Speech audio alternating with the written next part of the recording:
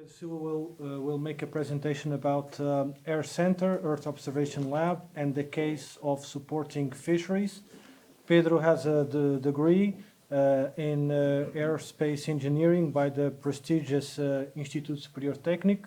He has a vast experience in the airspace sector in whole Europe with several entities, namely the European Space Agency. Pedro is actually an author of patent rights about sensoring and sensor equipment, and is currently the Chief Technology Office of the Air Center. Pedro is actually a product and a good product of this new age of the Air Center here in the Azores, to bring qualified people to be here with us and be a central part of this effort to become the Air Center as a strategic partner of the Azores and a new way of doing things based on science and technology. So Pedro, the floor is yours. Thank you very much. Morning, everybody. Thank you for the introduction. Thank you also for the invitation from 27th APDR. It's an honor to be here and to present you the Air Center and to have this special session for the Air Center. I want basically today to tell you a little bit more about the Air Center and about the activities that we have started here back in September last year. So I will go through a brief introduction of the Air Center, the mission, the vision, the network that we are building, and the offices. And also I will then talk about the Earth Observation Lab, which is a laboratory that has been created here in Terceira, working and operating in Terinov. You are all invited to visit our lab if you want at the end of the day. I'll explain a little bit what we're doing, give you an overview, the lines of action that we've been planning for 2020, some of the activities, very brief overview, and also this idea of supporting small-scale fisheries, which are so important for the region. So the Air Center main mission and vision is pretty much to foster an international network, which is distributed and collaborative in a new way of working, so that we could stimulate the job creation based on knowledge and scientific and technical knowledge, know-how, in order to develop the economy, basically on the Atlantic region. So, as I said, it's based on scientific excellence, so we have a network of many countries and many partners, not only universities and research centers, but also companies and industry. And we are actively engaged in contributing to the United Nations Sustainable Development Goals, which are summarized in three main challenges, as you might know: climate change, digital transformation, which is happening everywhere, and also the income inequalities and the population dynamics that is resulting of all these. So we have divided several thematic missions, and we have a scientific agenda. There are many topics that we are covering, as you can see. So the Air Center, being an international and collaborative network, it has all the sense in the world that we are basically working in many different areas. And this goes from floods and natural disasters, which are happening more and more frequently, as you know, with the climate change. Sustainable food production, getting fish out of the ocean in a sustainable way, for example. And also all the coastal ecosystems and processes, which are in a very delicate and fragile way interacting with man and woman activities in the coastal areas. So these are some of the examples of the main thematic missions that we have ongoing. And then there is, of course, a basic scientific agenda, because there are so many different topics that we are covering that we have to touch on many different areas that go from data science, remote sensing from satellite and also in situ sensors, all the topics related to marine biodiversity and resources, how to manage them, and also, of course, everything related with healthy and clean oceans. So in the network, we are now established hundreds of corporations for working together and memorandums of understanding with different organizations, research centers and companies pretty much across the Atlantic. So we have been very successful in getting all these main players and stakeholders working together in this big effort of joining the network and working decisively for this. Our offices are spread. I mean, we have the headquarters here in Terceira, where we have the Earth Observation Lab and also the Marine Biodiversity Network Secretariat. But also we have offices in Brazil, which have opened recently, in Spain, in Canary Islands, in the USA, which are about to open as well, in the UK, which also joined recently, and other countries which have expressed very high interest in joining the Air Center, in which we are right now establishing also memorandums of understanding. So the network is growing, there is a very high interest, and we have been very successful in getting all these people working together towards this common reach and common goals that has been expressed by our first presentation in the morning. So to talk about a little more about the Earth Observation Lab. So the lab is located here in Terinov, in Terceira. It is basically a laboratory which is set up as an institutional link between research entities, universities, the Portuguese Space Agency, European Space Agency, and we want to explore innovative applications using space technologies and Earth observation in the Atlantic area, of course. We are also a Blue Planet thematic and regional node, and also a GEO-MBON secretariat. So the secretariat of the GEO Marine Biodiversity Observation Network worldwide has the host secretariat here in Terinov, and where we are managing on a daily basis. We are thematic mission oriented. We are tackling end user needs, so we are following a bottom-up approach. So we know there are problems, and we have a portfolio of different problems which we identify by talking with different stakeholders, and we are addressing real problems which are requiring immediate action. So we had this memorandum of understanding signed with the regional government of the Azores, with the European Space Agency, with Portugal Space and the Air Center back in 2019. And we had a couple of more memorandums of understanding. So right now we are a total of 8 highly specialized staff here in Terinov. Back in Lisbon also there are more staff working. We are about 14 staff in total. And also we are here hiring 2 additional persons so that we can reach a total of 10 by the end of the year.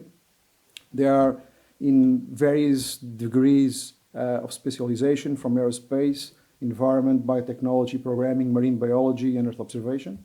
So it is a multidisciplinary network team of people to address the different complex problems that we have on the table. Our main objectives for 2020 are basically to attract large projects as a coordinator or a high profile, to grow the team with additional staff, which we have already did. Of course, to support the launch of research studentships, which has been announced also very recently. We will have a total of 60 PhD students working in the different universities in Portugal, and in the international context, of course. And also, we want to connect to other European Space Agency labs. This is Earth Observation Lab Azores from the European Space Agency, but there are other European Space Agency labs in London, in Paris, and we are also actively working together with them. And of course, we want to have the MBON Secretariat fully operational. This was one of the objectives for this year. We have already achieved it. And naturally, we want to identify major aggregated projects that allow to get all the different people together and to work on these common missions.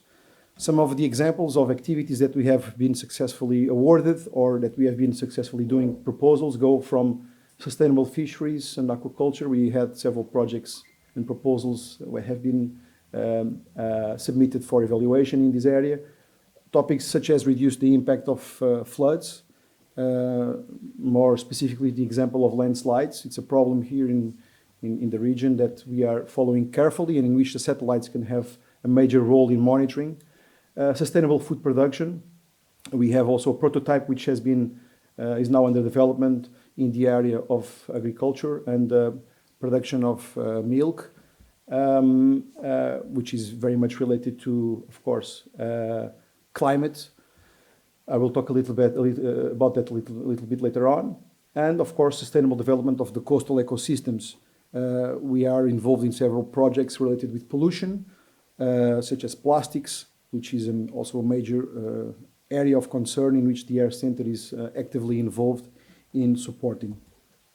So, what is it that we want to achieve here and that we've been achieving in these last months? So we want to maximize the integration of a distributed space ecosystem into the European society, to extend the use of space technologies and applications to support challenges that we have in society, and also public demands and policies in the Atlantic. We want to test new procedures to involve and connect the Azores region to a globally competitive European space sector. And of course, we want to attract, educate young and talented people to get involved in creating innovation and joint ventures and developing new products. Of course, we also want to have and to increase the European autonomy in accessing and using space in a safe way. And we want to inspire as well and open new interest in space and make space more visible to the new generation. And I mean, I think that from many of these bullets, we have already been very successful. We have been awarded 2 European Space Agency proposals, including 4 companies and organizations from the Azores. These are activities under negotiation with using space technologies.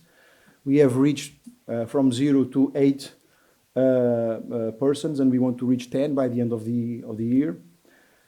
We started this ongoing internship program for young professionals. We, in total, since November last year, we have submitted a total of 18 proposals, reaching about 1.6 million euros and 38 millions with all the partners involved in the different proposals. So far, we've been awarded 3, besides the other 2 which are ongoing negotiation, and we have other 9 which are under evaluation. We had several meetings with many labs from ESA. We have many meetings with regional stakeholders and also private entities, going from the tourism, energy, agriculture, forest, and education. And based on all these meetings, we have been able to drive the strategy, and we are still doing that and updating the strategy of the EO lab. Also, we organized a couple of events here. One of these events is this one. We had another one which was very successful here in Terceira back last year. Just to tell you a little bit more about the Marine Biodiversity Observation Network. This is an international network that is being hosted here in the Air Center. It's a big effort to try to organize the community doing a marine observation and biodiversity observation, and making standards so that observations can be harmonized, and that can be part of this network that can also include citizen science. So it's very important that this joint effort is correctly articulated, because all this information will allow us to understand what is happening in terms of climate change on the species, and what is the impact that these things are having on fish routes and the like. So all this information needs to be coherently and uniform. And our effort by having the Secretariat here in Terceira is to allow this to become a reality. We are also preparing partnerships with the Deep Ocean Observing System to identify possible collaboration opportunities. We are, as I said, improving this connection with Yobis, which is this open platform to observe biodiversity and to register on a database all biodiversity observations, so that we can develop basically this called CBD, which is indicators for the Convention for Biological Diversity. And also we are working on developing a proposal for the UN Decade of the Ocean to propose a marine biodiversity network that will allow to respond to a health and resilient and predicted safe and accessible ocean. We are actively engaged in developing a product that will support this network that right now has more than 100 persons actively on a daily basis working. We have also submitted a proposal to the European Space Agency, which is a very ambitious digital twin Earth, which is to make a replica of the Earth in the digital domain using artificial intelligence. We have a big prime and a big initiative, and this is an area that is very interesting now for the European Commission and also for the Green Deal, to have digital replicas of the Earth, which allow us to test different hypotheses and different ideas and see what is the impact on the ecosystems and so on. So we have also been actively involved in observing the COVID. We were looking at the quality of the air in Portugal, basically looking at particulate matter, so small particles of pollution, using satellite data. So we mapped during the COVID a substantial reduction of these pollutions. These pollutions are known to cause, of course, side effects and negative effects on the health of people. And you can see here this area, which is more red, is basically relative to the passage of vessels. So there is a higher density, and pollutions get there, accumulate there. Of course, there are other effects such as the wind and rain, which are responsible for taking this substance and diluting them in the atmosphere or making them precipitate. But we've seen a very high reduction of this. This is basically based on Copernicus, which is the European satellite constellation for Earth observation that monitors several parameters that go from the ocean to the atmosphere. This one is the quality, also during the COVID. So we were able to observe in the region of Portugal that there was a decrease in the total suspended matter for the Portuguese coastal waters, reduction relative to the last year, even considering seasonal patterns. We observed that this reduction was quite high, in the order of 53% in the month of April to May. The reasons for these are, of course, still to be identified, but this is something that we believe that there was a reduction of people working in the cities, and therefore the discharges coming from these more urban areas has been significantly reduced during these times. So satellites can allow you to see from space the quality of the water, and you can basically see if it is crystal clear, or if it is not the opposite. So another system that we are developing here in Terceira is an alert system for detection of, not the detection, but to alert farmers for the potential development of Pitomyces chartarum, which is a fungus which causes liver damage to cows and has a significant reduction on the regional, has a significant impact on the regional economy, causing reduction of production of milk and on the life of cows. And basically this is related with air humidity and temperature, in which if 3 consecutive days are registered above this threshold, it is almost guaranteed that we will have this fungus. So what we are doing now is doing the pilot here in Terceira and issuing the alerts to farmers so that they can use this information to complement the food that is given to the cows in order to protect the livers, and in this way achieve precision agriculture. This is a problem which is not exclusive of the Azores. This is also, there are other regions in the world, but there are not so many regions in which this fungus develops in such a drastic way. New Zealand is basically another country that has this problem, but on sheep and less on cows. So this is the prototype. So we are using satellite information and also in situ sensors. So every time we talk about satellite information, it's important, but we should not forget that satellite cannot see everything, cannot see beneath the ocean, and we need sensors that can complement all this data. And this is what we've been working on, this system of systems that we're calling the Atlantic Pole-to-Pole Observation System of Systems, which is able to gather several elements from different components, from space, sea surface components, underwater components, and also atmospheric components, and have this data processed and generating products which can be used to the community for many different ways and in many different purposes. They go from the fishing to the health, and there are basically 100 applications that can use all this information that can support society. And finally, this challenge that we face today, which is to manage the ocean and the fisheries in a sustainable way. We've seen that basically without monitoring, there is a very high risk that the fishing activities outcomes can go bad, causing poor economic performance and causing fishery depletion. We know that only a small fraction of the world fisheries are monitored. Small-scale fisheries in the Azores are a very important segment, and we are aware of that. And we want to understand, and also the reason why we launched this discussion today and this session today was to understand what is it that can be done with regards to protecting and monitoring, supporting the fishery activities in the Azores, so that the fishing activities can be sustainable.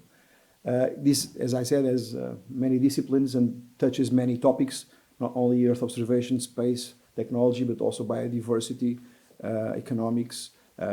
All the fields are coming together in a way that it has to be articulated, and we have to work together. And this is one of the main missions of the Air Center. It is to aggregate the different players and the different people working in the different areas so that we can share the knowledge and the know-how in order to solve problems. Just like we have been looking at the COVID, the way that the COVID has been fought, in which you have the scientific community working for a common goal. And here the common goal is to sustain the fisheries and the use of the ocean in a sustainable way.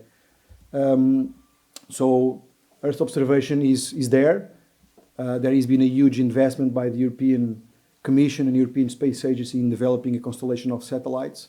There are sensors which are being deployed. The Atlantic Observatory Atlantic is and many other sources of sensors are going to give us all this information, and we have to make sure that all this information coming together can be used to properly address the challenges that are coming. So this is what I wanted to share to you. Thank you.